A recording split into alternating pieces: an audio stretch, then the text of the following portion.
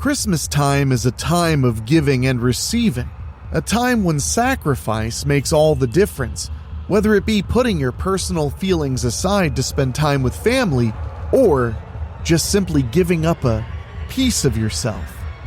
But tonight we'll be finding out just how literal that can be. What's that? You want to be scared? Come with me.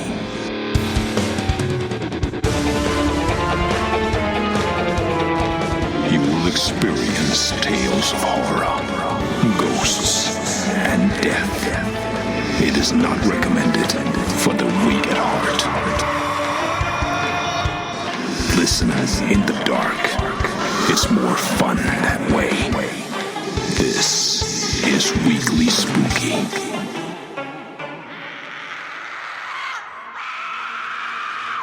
Hello, my spookies. Well, it's not Wednesday. You're not going crazy. It's Saturday, and I have a very special piece of spooky for your weekly. As the holidays rev up, we're revving up all kinds of festive content to make sure to chill you even if where you live, it's not very wintry just yet. And speaking of the season of gift giving, there's only one thing I would love to have from each and every one of you, and that is a subscribe and a rating on your favorite podcasting app, whether it's Apple Podcasts or Spotify. I would love a little 5-star rating. It costs you nothing, and it helps the show a whole lot. And if you want to go just one step further, you can head over to weeklyspooky.com and click on Patreon. For as little as $1 a month, you keep the spooky going and going, and you get an exclusive bi-weekly Strickfield series that's only for patrons. It's called The Weekend, and it's a kind of 90s throwback slasher movie, but in modern times with a whole lot of mystery and mayhem. Written by Rob Fields, available only on our Patreon at weeklyspooky.com. Just find Patreon, click on it, choose a tier that works for you, and know you're helping us directly keep the show going. But now, my dear listener, it's time to get festive. This story's by our very own Splatter Joe Solmo. You know it's going to be good, and it's going to go places you're not expecting. But it's all about getting exactly what you've always wanted for Christmas. And what could possibly be more wholesome than that? Well, you'll have to listen to find out. So get cozy, get that blanket out, find yourself a hot cup of cocoa, because we're heading right into this story after these quick words from our sponsors.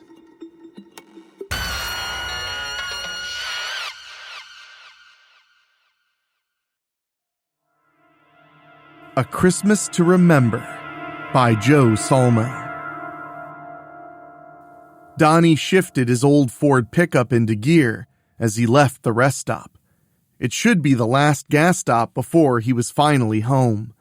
It had been a few years, and to be honest, for a while, he couldn't have made the trip even if he wanted to. He merged with traffic just as the snow started to fall. It looked like it was going to be a white Christmas, after all. He was both excited and apprehensive, if he was being honest. He left home almost 10 years ago and never looked back, heading south, running from something that even he couldn't name.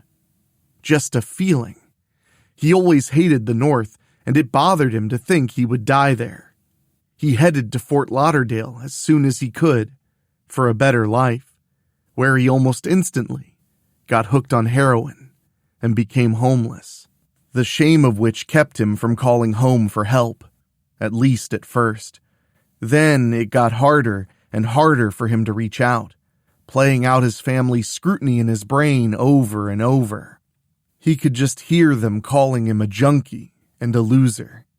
Every time someone overdosed next to him at night under the yellow streetlights, and he was so high and scared all he could do was watch, another part of that kid that moved south left him, until looking into the puddle's reflection, even he didn't recognize who he was. Florida was such an evil, soul-sucking place, he would think at times like that. It destroyed who he was and replaced him with this junkie in his skin. He didn't know whose eyes looked back at him, with the disheveled beard, the worn and torn Nirvana t-shirt, and the shorts that used to be pants, until he ripped them jumping a chain-link fence to get away from the cops. The first year was rough, but it got easier as Donnie fell into the groove, got used to it. An old Japanese man taught him to steal hot dogs from the grocery store. He wouldn't eat them, though. He'd walk down to the canals, cut a small piece off, and use them to catch fish. Tenkara, or something he called it. He could catch enough fish to keep the cluster of junkies fed. It was a real loss when he died, but Donnie did find his wallet. He had money in there. Real money. A couple hundred. The next few weeks were a drug-induced blur. He made sure his family got his wallet back, though, even if it had no cash inside. The Ford's engine roared on the highway. It probably needed a muffler, to be honest. He could feel the vibration coming up through the seat and steering wheel. The smell of exhaust was strong. He fiddled with the radio, trying to remember the channels he used to listen to back in the day, but everything was static. "Welcome to New York," he said as he read the sign on the side of Interstate 287. It was nice to finally pass out of New Jersey. He wondered how many people say the same thing when they leave the sticky taint of the Northeast. He had always hated New Jersey. He got robbed on his travels down to Florida there while in Trenton overnight. 3 bikers robbed him outside his motel room. Luckily, he had locked his car keys in the car, or he would have had to end his trip right there. Now that he was thinking of it, that might be unluckier. Is that a word? He wondered. The snow had picked up and Donnie slowed the truck down, trying to see the road through the Star Wars hyperdrive view between wipers. The package slipped in the seat next to him. He instinctively threw a hand out to keep it from sliding off the worn bench seat. "Stay still," he said to the package, and looked at his wrap job. It wasn't bad, he thought. He looked back up at the road as his tires caught the bumps on the side to wake up drivers that fell asleep. Oh shit! The truck slid back and forth, but he couldn't get it under control. Luckily, there wasn't another vehicle near him, and when the Ford lost traction, it slid off the road alone, catching the bank and flipping down into the ditch about 30 feet from the pavement on its side. Donnie undid his seatbelt and did a quick pat-down to make sure he was okay. With a sigh of relief, he began trying to climb out, using the steering wheel as a step. He flopped out onto the frozen ground, just as the headlights cut out, leaving him in the silence of the snowstorm on the side of the New York State Thruway. He laid there for a moment, in the shock of the cold. His eyes grew heavy, and he started to close them. A sudden gust of wind made the truck creak, which snapped him out of it. He pulled himself up to a sitting position a few feet from the truck. He realized his worn-through Florida hoodie wasn't going to do it. He had to get up to the highway and get help. He scrambled up the embankments towards the road on hands and knees. He could see headlights coming towards him in the distance. A sense of hope filled him, made him warm. He peeked his head over the side of the road, seeing the car getting closer. The headlights were so close together, it must be one of those smart cars, Donnie thought. He rose to unsteady feet and began to wave frantically, hoping they would see him in the near blizzard that wrapped around him like a frozen blanket. There must be an inch and a half on the road now, he thought. The car veered into the left lane, then the right, then back again to the left. Donnie wondered if the person was drunk. The car was getting closer and he began to get worried that they might hit him. He took a step back off the road and his foot slipped out from under him. He smacked his face on the gravel shoulder and started to slide down the embankment, back to his truck. He started to turn as he slid and slammed into the roof of his truck with his hip, sending pain up his spine. He let out a cry. He was facing down with his head facing the truck, He couldn't see what happened with the car on the highway. He waited for the pain to subside before trying to move. The pain proved too much and he knew he screwed something up. He couldn't even get the strength to turn over. He laid there, helpless for a moment. Then he heard it. The sound of 2 car doors.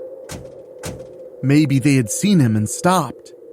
He listened in the snowstorm as the sound of footfalls crunching the powdery snow grew louder. And were those voices he heard? It sounded like a child talking. He strained his ears trying to listen. The voices stopped.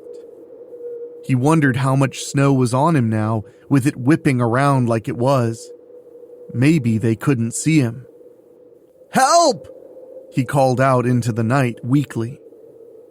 Then tried again. "Help!" He heard the voices again, but the wind was keeping him from hearing what they were saying. The footfalls came a little closer, but still seemed distant to him. "Someone there?" he called out this time. He heard them talking. "But we must," a childish voice said. "No, we don't. We don't have any obligation," another high-pitched voice replied. "We can't just leave him there."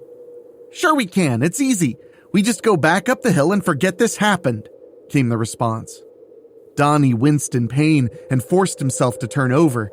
He blinked the snow out of his eyes and strained in the night storm to see who was there. "Help me, please," he said. "Now it's talking to us," one of the voices said with a sigh. Donnie heard the footfalls grow close, and he could make out 2 diminutive shadows in the darkness.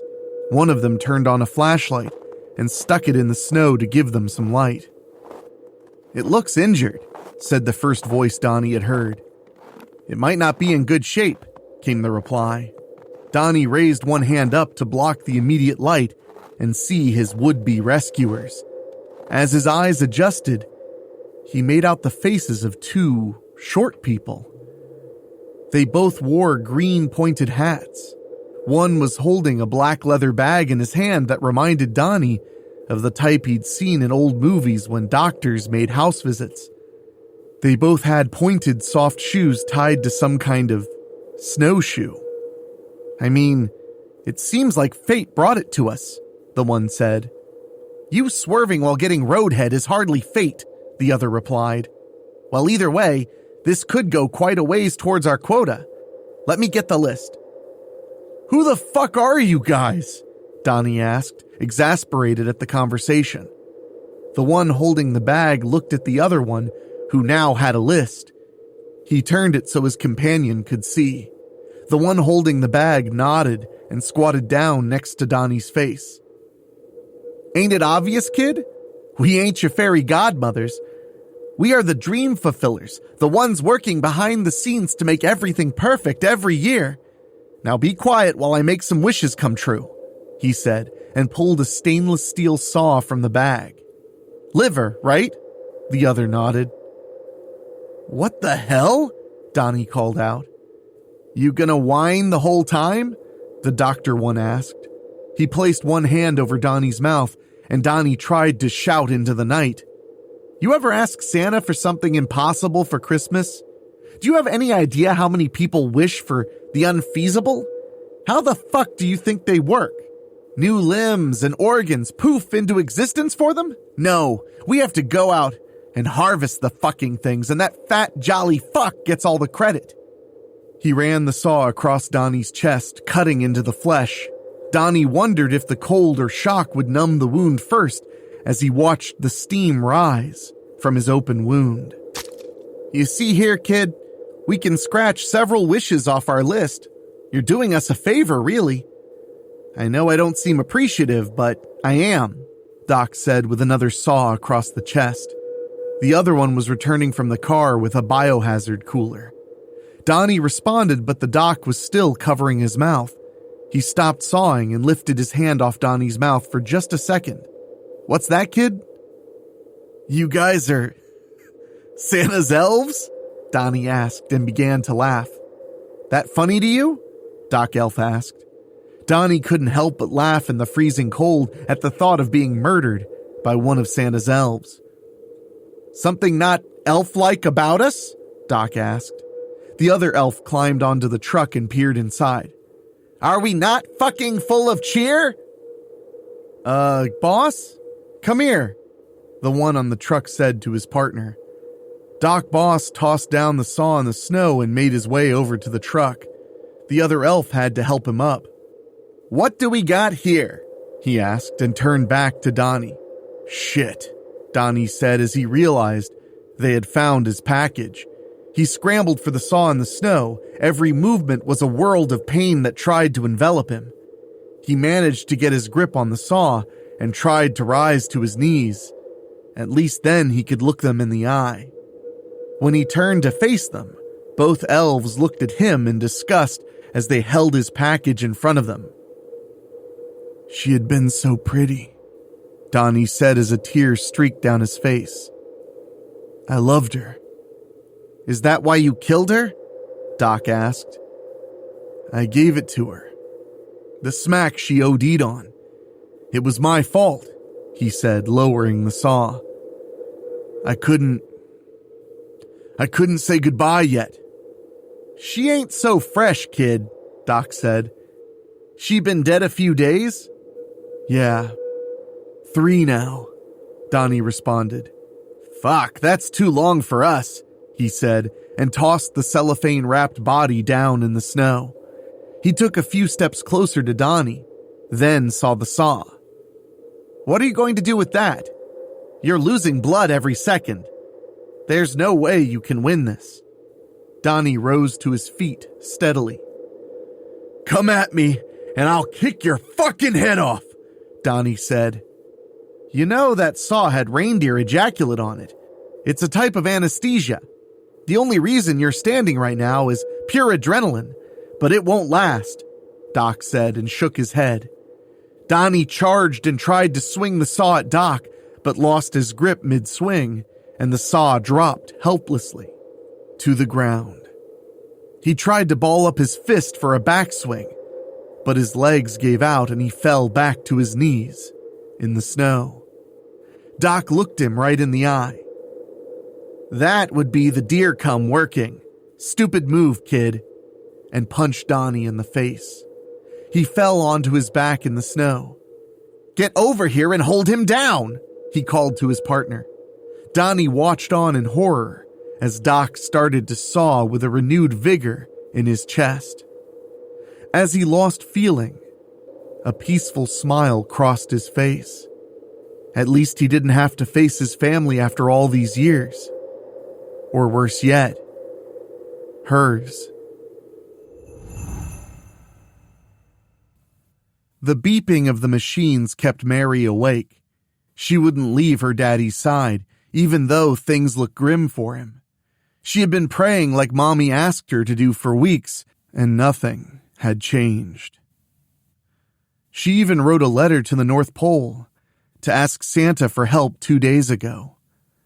It was Christmas Eve, and she watched as machines kept her daddy alive. There would be no joy, no cheer, nothing this Christmas. The doctor walked in. He handed her a cup of ice cream, the kind that came with the little wooden spoon, and smiled. "Mary, I have some good news about your daddy," he said after glancing at her mom Stacy in the one chair in the room. "We found a match. Your daddy is going to get a new liver. It should be here in a few hours. Why don't you two go get some sleep, and we'll let you know when we're ready to go," he said. Mary yawned. "Daddy's going to be okay?" "Yes. It's a Christmas miracle," Stacy said, and took her daughter's hand. "Thank you, doctor. That's great news." Stacy kissed her husband on the forehead and headed for the door. Mary let go of her mom's hand, which made her turn around. "Come now, Mary," she said.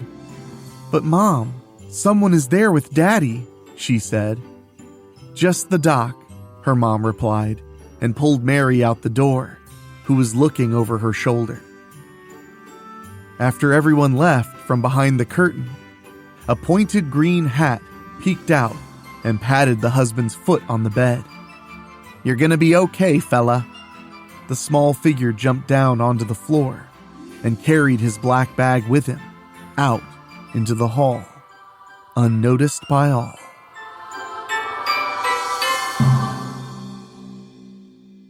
Don't you just love a happy ending? Oh yes, it may have taken a lot of gruesomeness and disgusting descriptions to get there, but hey, that's just the kind of Christmas present I hope to get from our good dear buddy, Splatter Joe Solmo. So thank you, Joe, and a Merry Christmas to you. Well, my spookies, as you probably noticed, we've been publishing a lot of Christmas content, and we're not slowing down anytime soon. Tomorrow, I understand there'll be an unknown broadcast of sorts, so you may want to tune in for that. And then, of course, on Monday, we have Terrifying and True.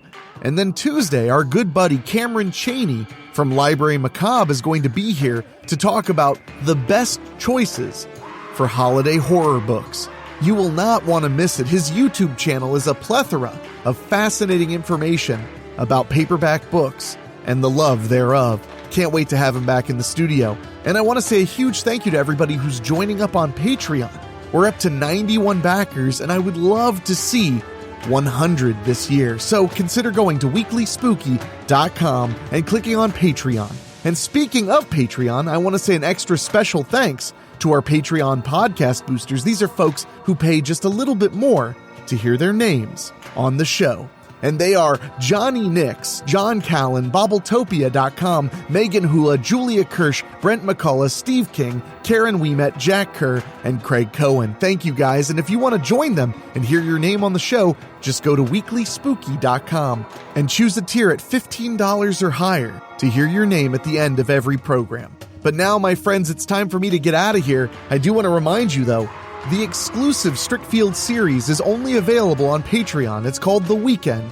I know you're going to like it. The first 2 episodes are already available, so make sure you check that out. And now I'm going to get back to work slaving away to make sure your holiday stays very scary. So for myself, for my producer Dan Wilder, my executive producer Rob Fields, and my composer Ray Mattis, I'll talk at you very soon. Thank you for listening. Make sure to find your way back next week. But for now, you are safe. Trust me.